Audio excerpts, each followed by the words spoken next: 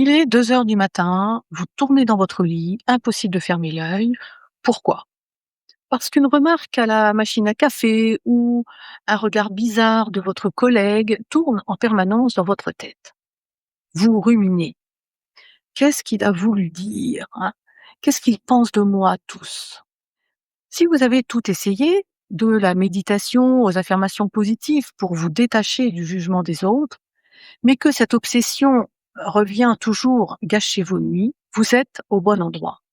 Cette pression, je l'ai constatée chaque jour pendant mes 20 ans d'activité en cabinet en tant que psychologue.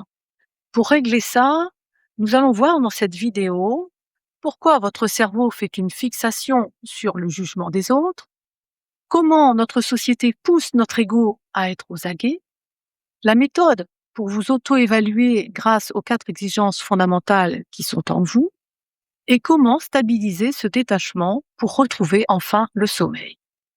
Se préoccuper de ce que pensent les autres, c'est normal. C'est comme ça que nous avons construit notre identité dans l'enfance. Le problème, c'est quand les regards ont oscillé entre des critiques sévères et des compliments excessifs. L'estime de soi est devenue dépendante d'un arbitrage extérieur. Pour faire baisser la pression, il faut regarder la réalité en face. Cette obsession provient de notre ego.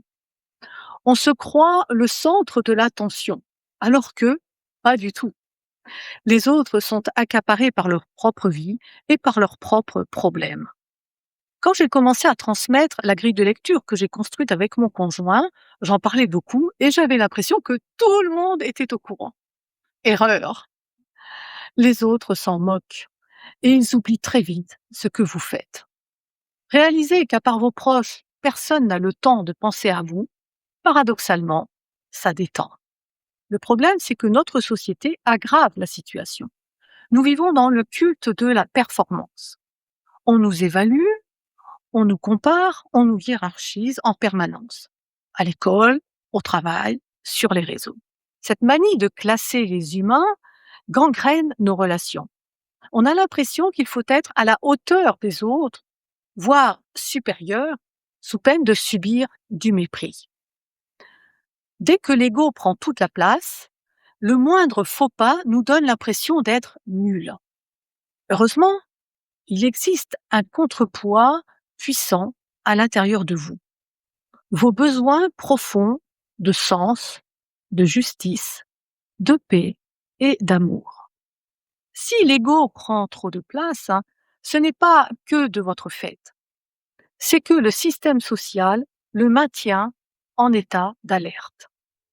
Pour sortir de ce piège, n'attendez plus la note du professeur ou de votre collègue. Connectez-vous à vos exigences fondamentales et évaluez-vous vous-même. Posez-vous 3 questions. Est-ce que j'ai fait de mon mieux? Quel sens ont mes actions? Ce sens est-il cohérent avec mon besoin de justice, de paix et d'amour pour autrui? Quand vous utilisez cette boussole interne, le bruit extérieur diminue. Et mieux, vous pouvez filtrer les critiques. Quelqu'un vous traite de nul parce que vous avez raté un projet. Passez ce jugement au filtre. Le sens. Absurde. Un être humain ne se résume pas à un échec. La justice. Injuste. La personne juge sans connaître le contexte. La paix. Ce jugement est agressif. Il ne cherche pas l'harmonie. L'amour, la bienveillance. Il n'y en a absolument pas ici. Ce jugement ne parle pas de vous, il parle de l'agressivité de l'autre. C'est ce qu'a vécu Noël, une musicienne professionnelle. En lisant notre livre « Un avenir désirable », elle a analysé ses relations. Elle a compris que 2 de ses proches professionnels, qu'elle croyait bienveillants, l'enfermaient en réalité dans une rivalité d'ego. Identifier ce processus lui a permis de couper les ponts proprement et de relancer sa carrière. Ce ne sont plus les autres qui déterminent votre valeur, c'est votre boussole interne. Avec cette boussole, vos choix ne seront pas toujours compris. Ce n'est pas grave, vous ne cherchez plus la validation des autres.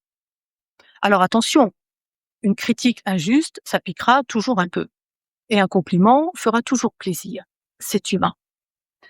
C'est pour cela qu'il ne faut pas s'isoler, mais s'entourer de personnes qui s'apparentent avec nous.